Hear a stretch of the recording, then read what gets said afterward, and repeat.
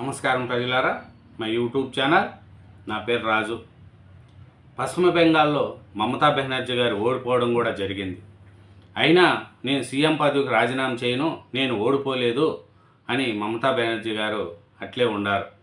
నేను సీఎం పదవికి రాజీనామా చేయనని పశ్చిమ బెంగాల్ ముఖ్యమంత్రి మమతా బెనర్జీ అంటున్నారు. ఆయన ఏం మాట్లాడుతున్నారంటే, పశ్చిమ బెంగాల్లో బీజేపీ 207 స్థానాలు గెలుచుకొని ప్రభుత్వ ఏర్పాటుకు అవసరమైన మెజార్టీ సాధించింది.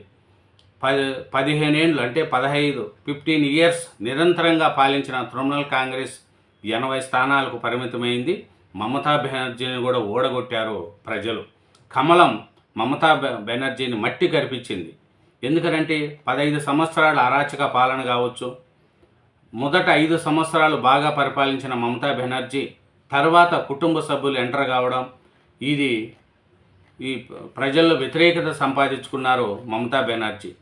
మమతా బెనర్జీ ఒకటే, నాకు ఇంకా తిరుగు ఉండదు అనేది కూడా మమతా బెనర్జీ చేశారు. కానీ ప్రజలు యాక్సెప్ట్ చేయలేదు. మమతా బెనర్జీని ఓడించడం కూడా జరిగింది. 15 ఇయర్స్ పనిచేసిన మమతా బెనర్జీని ఎమ్మెల్యేగా కూడా గెలిపించలేదంటే ప్రజలు ఎంత వ్యతిరేకత ఉంది అనేది కూడా మనకు తెలుస్తుంది.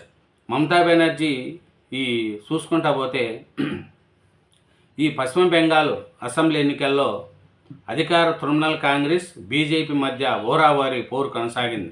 అయితే చివరకు గెలుపు మాత్రం బీజేపీ సొంతమైంది. 2011 నుంచి వరుసగా 3 సార్లు విజయం సాధించిన టీఎంసీ అధినేత్రి మమతా బెనర్జీ మళ్ళీ విజయం సాధించడానికి చేసిన ప్రయత్నాలకు బీజేపీ బ్రేక్ లేసింది. బెంగాల్లో ఈసారి బీజేపీ అధికారంలోకి వస్తుందని మెజార్టీ ఎగ్జిట్ పోల్స్ అభిప్రాయపడినాయి. ఏప్రిల్ 23, 29 తేదీల్లో 2 విడతల్లో బెంగాల్లో పోలింగ్ జరగగా స్వతంత్ర భారత చరిత్రలోని అత్యధికంగా 92.47% ఆ రాష్ట్రంలో ఓటింగ్ నమోదైంది. రాష్ట్రంలో ఎన్నికలు ముగిసిన తర్వాత కూడా ఉద్రేక పరిస్థితులు కొనసాగడంతో ఓట్ల లెక్కింపు కోసం దాదాపు 2.5 లక్షల కేంద్ర బలగాలను అక్కడ నియమించారు. ఎందుకంటే మనం చూసుకుంటా పోతే బీజేపీ అక్కడ మంచి మెజార్టీతో గెలుపు సాధించింది. ఎందుకంటే మమతా బెనర్జీని బద్దలు కొట్టింది. పరిస్థితి చూసుకుంటా పోతే ఇంకా అక్కడ కాంగ్రెస్ పార్టీ పెద్దగా ఏం లేదు. కానీ మమతా బెనర్జీ ఒకటే అంటున్నారు, సీఎం పదవికి రాజీనామా చేయను అంటున్నాడు. ఏమిటంటే ఈసీ 90 లక్షల ఓట్లను తొలగించడం వల్ల బీజేపీకి 100 సీట్లు లబ్ధి కలిగిందని ఆరోపించారు. తాను ఇండియా కూటమిలో ఉన్నానని, కూటమి బలోపతానికి చేస్తాననేది కూడా చెప్తున్నారు. మనం చూసుకుంటా పోతే బెంగాల్లో బీజేపీ 206, టీఎంసీ 80 సీట్లు వచ్చినాయి, కాంగ్రెస్ 2, ఇంకా సిపిఐఎం 1, ఇంకా చాలా వచ్చాయి. కానీ మమతా బెనర్జీ నేను రాజీనామా చేయను, అట్లాగే ఉంటాను, అదే చేస్తాను అంటే 15 సంవత్సరాలు పరిపాలించిన మమతా బెనర్జీని కమలం పార్టీ బద్దలు కొట్టిందంటే మనం లెక్కేసుకోండి. నేను రాజీనామా చేయనంటే ఎట్లా కుదురుతుంది? కమలం పార్టీలో చూసుకుంటా పోతే చాలా బద్దలు కొట్టేశారు. 100 సీట్లు లూటీ చేశారు అని నేను రాజీనామా చేయను, మేము ఓడిపోలే, 100 సీట్లు లూటీ చేశారని మేము పోరాడింది బీజేపీ కాదు వీసీతో. 32 లక్షల మంది ఓట్లను తొలగించారు, ఓట్ల లెక్కింపుల అక్రమాలకు పాల్పడ్డారు, మళ్ళీ పుంజుకుంటాం, పోరాడతాం, ఇండియా కూటమిని బలోపేతం చేస్తా తృణమూల్ అధినేత్రి మమతా బెనర్జీ అంటున్నారు. కానీ ఆమె రాజీనామా చేయకపోయినా కూడా ఈ నెల 7తో అసెంబ్లీ రద్దు అవుతుంది. అసెంబ్లీ రద్దు అయితే ఆటోమేటిక్గా పదవి పోతుంది.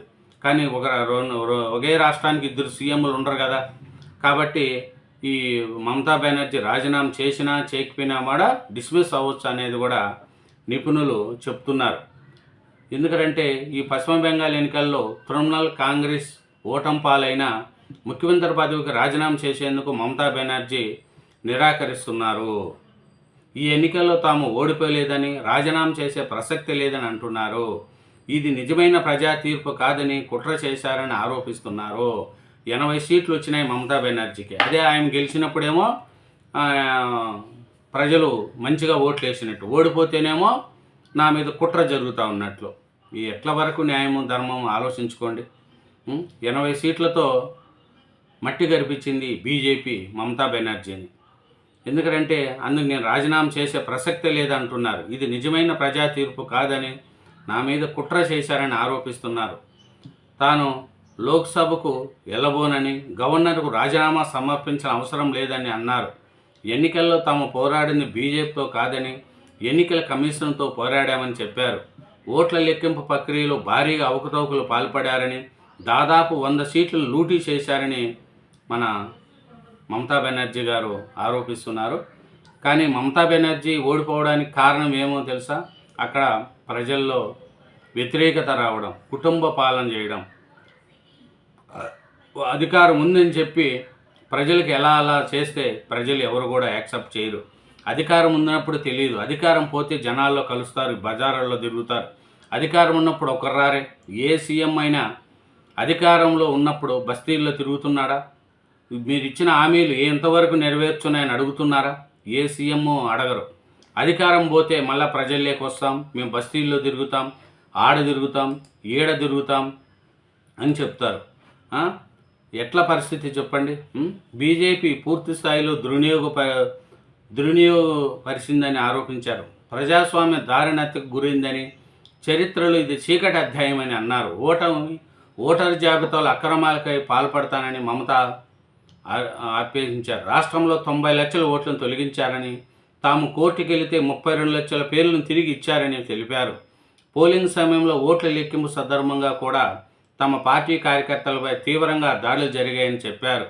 మొదటి రౌండ్ లెక్కింపు తర్వాత ఒక వర్గం మీడియా బీజేపీ గెలుస్తుందంటూ ప్రచారం మొదలుపెట్టిందని, ఆ తర్వాత పార్టీ కార్యకర్తలు కౌంటింగ్ కేంద్రాలకు ప్రవేశించి తమ కార్యకర్తలపై దాడులు ప్రారంభించారనేది కూడా మమతా బెనర్జీ గారు చెప్తున్నారు. మమతా బెనర్జీ గారు ఒకటే అంటున్నారు, ఇలాంటి ఎన్నికలు ఎప్పుడూ చేయలేదు, తన రాజకీయ జీవితంలో ఇలాంటి ఎన్నికలను ఏనాడు చూడలేదని మమత అంటున్నారు. ఎన్నికల అనంతరం హింసను, క్షేత్రస్థాయి పరిస్థితులను తెలుసుకునేందుకు తమ పార్టీ తరఫున 10 మందితో నిజ నిర్ధారణ కమిటీని నియమిస్తున్నట్లు ప్రకటించారు.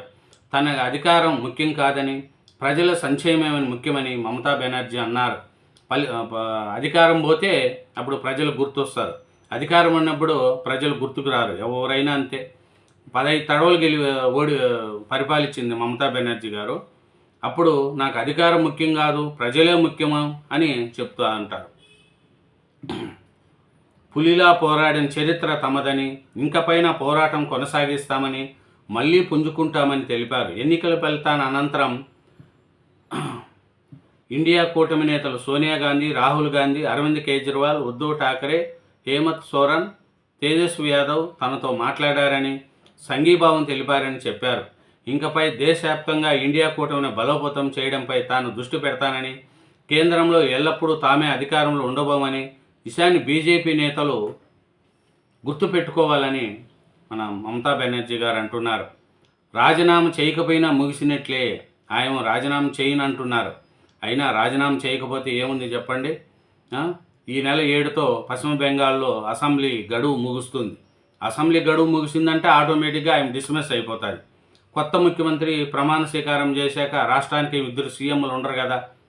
నేను రాజీనామా చేయను అంటే ఎట్లా కుదురుతుంది? రాష్ట్రానికి 2 ముఖ్యమంత్రులు ఉండరు కదా, ఒకరే కదా.